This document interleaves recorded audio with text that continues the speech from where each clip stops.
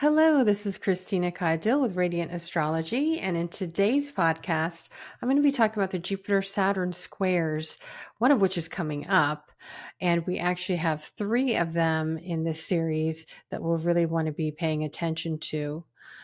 So I really like to look at some of these sort of overarching themes because that really gives us a sense of the landscape we're dealing in our lives. And when we're working with the slower moving planets, and these are what are considered the social planets, they tend to be more impactful on sort of a grander scale of our lives. So they're definitely worth looking at and reflecting on. And if you'll remember, back in December 2020, we had the great conjunction of Jupiter conjunct Saturn at 0 Aquarius. And we were like, oh my God, we're in a whole new era, because the Jupiter and Saturn conjunctions will be in air signs for the next 20-year cycles. And so that means, a really elemental shift in the collective. And Jupiter being the planet of expansion, it's also philosophies and beliefs, and things like our laws that come from our sort of beliefs around things like morality and what's appropriate socially for sort of our social systems. And Saturn is that planet of authority. It is the structures which uphold our lives.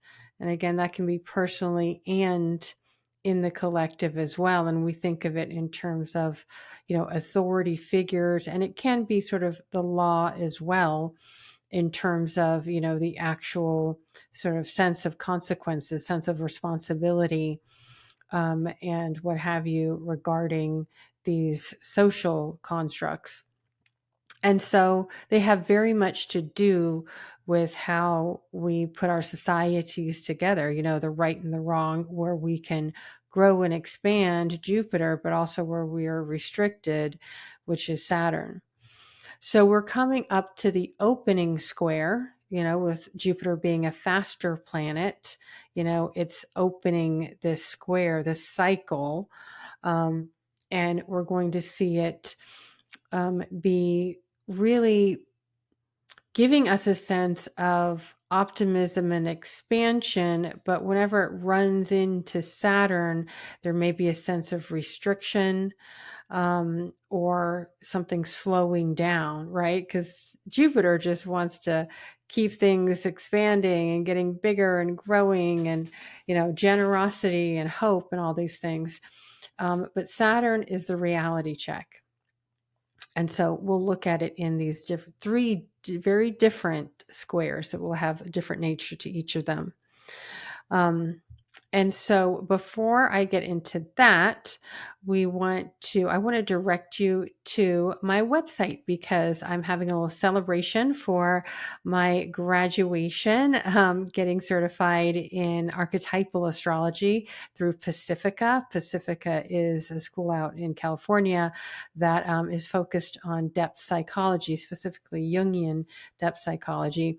And I was super thrilled that they were offering an archetypal astrology certification. I spent my summer doing that, several months, and I'm really glad. I'm glad that it's over, but I did learn some very interesting techniques.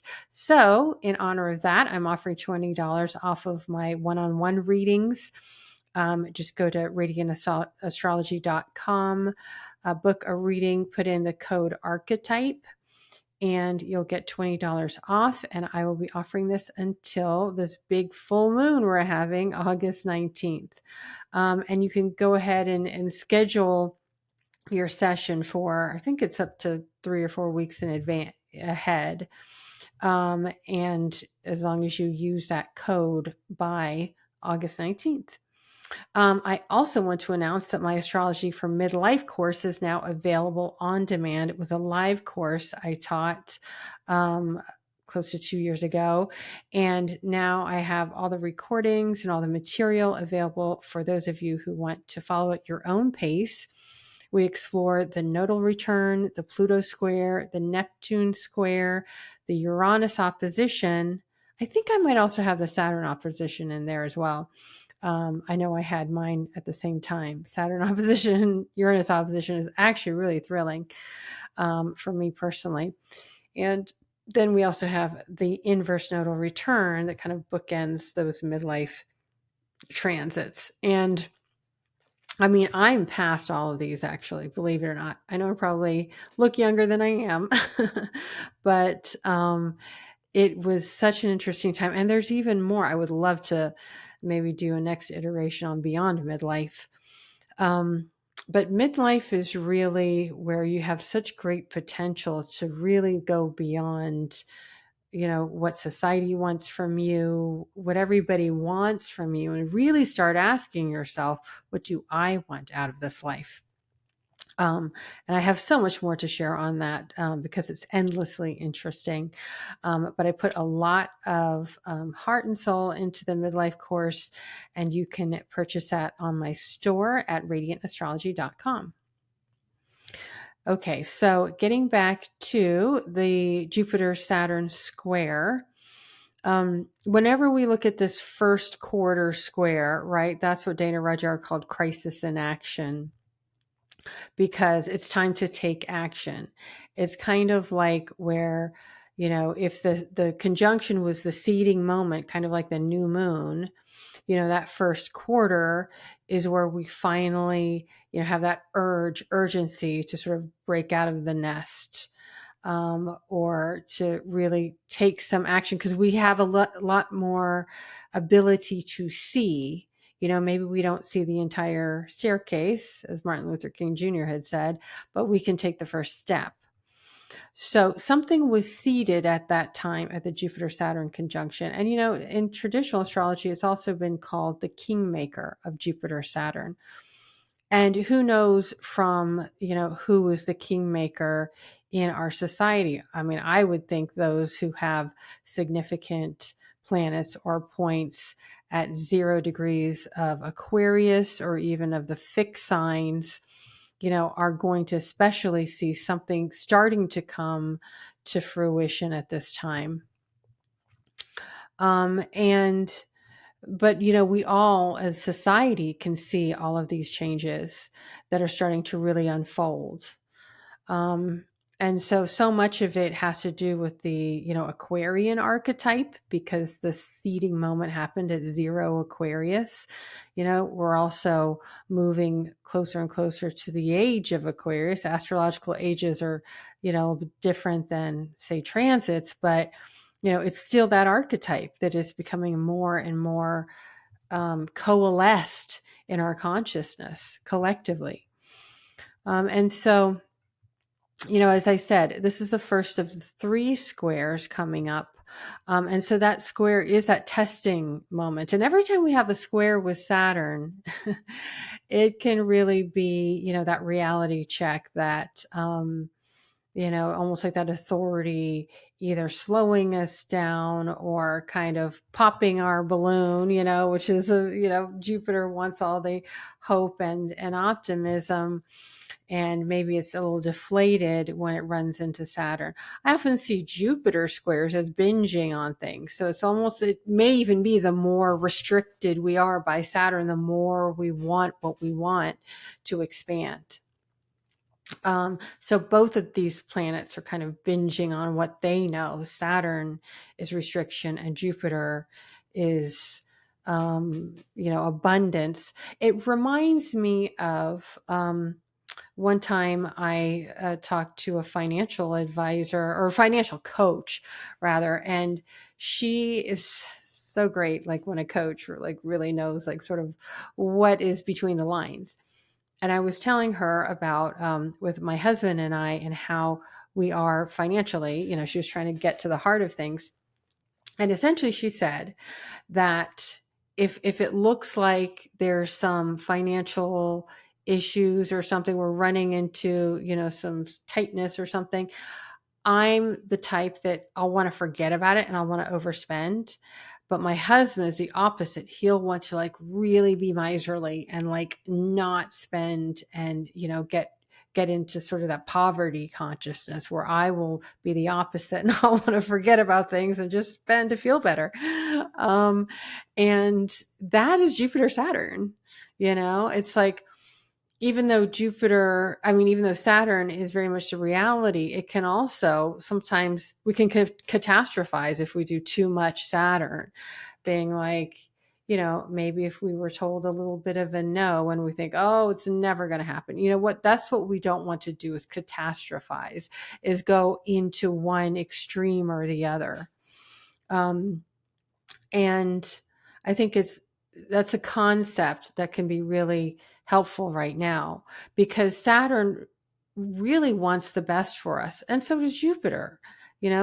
Jupiter is generosity. Jupiter wants to give and uplift others.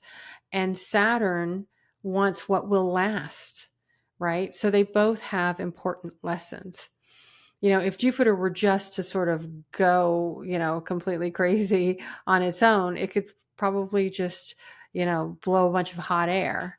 And, I think of a balloon that just fizzles out. Whereas Saturn is saying we want something that's sustainable, with consistency, with strength, with resiliency that can last the long term. So again, think about, December 2020, that was before the whole pandemic and lockdowns and everything like that. It was our reality. And so we really want to be thinking about what we had learned from that time and how that can be something that changed our lives then and that has some real value now. Yeah, that was at about December 2020. Interesting, repeating numbers. And so our lives greatly changed at that time. And at that time, what I was doing was my partner, astrology partner, and I, Shireen Vishmaya, we did a summit together, because remember, I had done several summits. I've done a total of 5, actually, believe it or not. I think 3 were really the ones that were like very well received and like had a lot of people attending and had great astrologers. But the one we did in December 2020, it was conceptualized by Shireen, because she's very, very Pisces and very just so creative. She was like, let's call it astrology. I'm sorry, it was called Aquarius Rising. And it wasn't just astrologers, it was healers, it was musicians, it was, our keynote was Billy Corgan from the Smashing Pumpkins, and he had this. He actually is just a really wise person, artist, and things like that. We had other artists and healers and people into dietitians and Pilates. I don't know if the Pilates instructor made it, but a lot of other psychotherapists. Like we had like all kinds of people. And it kind of just showed the value of all of these things that keep a community together. And so I think it's so important to think about our communities and how we can come together with, yes, like people who share a belief, but everyone may be coming from a completely different world themselves. And Jupiter, again, is that hope and that optimism. And so when they're in mutable signs, this may mean changing. It may mean changing our alliances. It may mean changing the way we do things, how we relate to people. Jupiter and Gemini is that overabundance of information, right? Right now, it feels like there is so much information, it's so easy to get, overwhelmed by so much information, of things you want to learn, of skills you want to develop. Even Gemini is that kind of sharing information, like gossiping and socializing even. So it's not all valuable information. It's just pure information, communication, things like that. Whereas Saturn, is the discipline, as I said, the structure that upholds our lives. And Saturn in Pisces, again, Pisces is a mutable sign. Saturn is, Saturn by its nature isn't sort of super easily changeable, but it's in Pisces house, right? So whatever we know to be Saturn, which is authority figures, the law, the, law and order kind of thing, that seems very nebulous now because we're in between, and not just in the United States. You look in Europe, you look especially in the UK, it's like, who do we believe? Who's in charge? We don't know who's in charge, especially Saturn being retrograde in Pisces. It's that's what can be kind of confusing and hard to make certain decisions, because we what we can be following now, what if the morality changes, what if the laws change, what if what's right or wrong changes, right? And suddenly what we're relying on for our growth will either no longer be allowed, or will be restricted, or will be forbidden even, right? And so that's very much the Saturn thing. So it's worthwhile to be watching how much can we expand in our hope, in our optimism, in our growth, in our learning, in our understanding of the world, and our wisdom, because we'll want to see when when the Saturn effect happens, as Jupiter squares it, that there's going to be a necessary sort of maybe even trimming of those Jupiterian wings, not necessarily cutting off, but Saturn often, sometimes Saturn is a hard no, but more than often it's a not yet. It's a get stronger, come back with a better proposal, or you need to wait things out till they are ripe enough to move forward. I also consider Saturn and Pisces. To me, both Pisces and Saturn, a shadow side of them can be guilt, like the sense of guilt if we're not doing things right, guilt and shame. And it can even be if we're not living our purpose. Or it can even be, when I think about a square to Jupiter, say I have all this, good fortune, and I can, have all this like wonderful Jupiterian experiences, go on vacation, go shopping, blah, blah, blah. But then you see these realities that are happening that we cannot turn away from in the world. It can even just be that, especially with Saturn retrograde. It's like we have to be our own check and balance. We have to have our own internal sense of what is right and what is wrong. Is it, me living my best life, where there's these wars and these people that can't survive? You know what I'm saying? Like, I think we all have that on some certain level. And I wouldn't be surprised if when these squares come, that they can really be a lot more present in our consciousness. What I want to do is look at the Mars action in this current Jupiter-Saturn square. So what we'll do is, take a look at this coming month of August. I'm recording this August 11th. I do like for these podcasts to be more longer lasting, right? So it's not like, okay, after this week it's done and gone and you don't need it anymore. I mean, this is really something that's ongoing and worth reflecting on, again and again. So for the current Jupiter-Saturn square, it is exact August 19th. But what's really going to inflame things is Mars is in the mix with Jupiter. So it's conjoining Jupiter and squaring Saturn. So August 14th, first we have Mars conjoins Jupiter at 16 Gemini. Mars, Jupiter, Mars is that planet. It's kind of like a running sharp object, right? And as it conjuncts Jupiter, it sort of runs into that Jupiter that's ready to, I don't always want to say explode, because Jupiter is more like, I like to, in its highest expression, I like to think of it as a piñata, right? Like it's got a lot in it and it's ready to just like spread spread the good stuff generally because it's the greater benefic, but we don't always experience it as good stuff, right? It's what's good to somebody might not be good for somebody else. But Mars conjunct Jupiter is that over optimism, enthusiasm potentially, but it can be an explosion of something in general. I'm also looking at that night before August 13th, the Uranus opposing the Scorpio moon, just as Mars is conjoining Jupiter.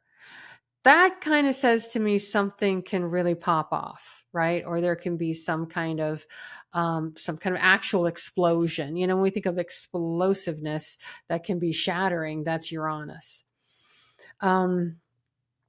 So we've got Mars conjoining Jupiter on the 14th, then Mars the next day, essentially squaring Saturn at 17 Gemini Pisces.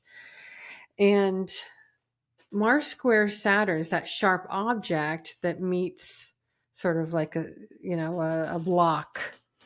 I can think about it as like, if Saturn is the authority figure, Mars may be that rebelling against or pushing against authority. So if you are the authority, you may experience, someone trying to push up after you, push up against you. It can feel like that competitive edge of someone else sort of like confronting you or something. Or if you are Mars, then you may be needing to confront against an authority figure, because square energy tends to be more of that sort of confrontational type of energy. It says it's the nature of Mars, right? So a Mars square is going to be extra Mars generally.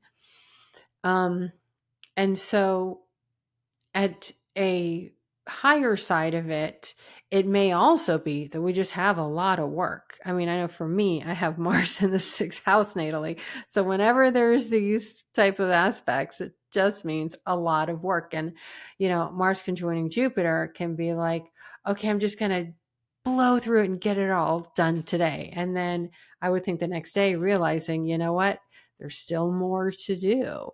And it's better off to be doing the work, like taking the action in a Saturnian way. And I've quoted this quote a million times on this podcast. So I'm going to say it again. It's from James Clear's Atomic Habits. We greatly overestimate what we can achieve in a short amount of time with a lot of effort. And we greatly underestimate what we can achieve over time with consistent effort. Even small steps, but done consistently in the right direction, that's where we can achieve great things. Because Saturn isn't just, as I said, a block to stop you. It generally is saying, slow down, hold your horses. What do they say? Hold up, speed racer, whatever that phrase is. If we're going to go the distance, we need to have a pace that's sustainable and realistic, and those are very much Saturnian qualities. All right, my dears. Wow. Before I close, I will say we have this major Aquarius full moon coming up August 19th. It is square to Uranus. As I said, I don't always just like being the weather girl, right? And just saying the new moons are the full moons. However, this one is a big deal because there's a lot of other aspects with it. But, just by the nature of it being a full moon square Uranus, that's big change. And not only that, it comes just like a day after the Mercury retrograde is cazimi with the sun in the sun sign of Leo. Wow, that's big news, big shock, big change. It could be exciting. It could be over the top dramatic. It's really hard to say. And then the Mars Jupiter square is still an orb with that as well. So that's some big stuff. That's worth talking about. I may have to call in one of my astro friends just to go over that particular time period. So we'll see. In any case, I wish you all well. If you want some personalized astrology insights on your own natal chart or upcoming transits or your solar return, which is always a great birthday reading, definitely visit me at radiantastrology.com. Also, be sure to sign up for my free newsletter where you can get additional writings and special offers, and you'll be the first to know about anything I'm up to. All right. Thanks again. I so appreciate you listening, and I'll talk to you next time. Bye bye.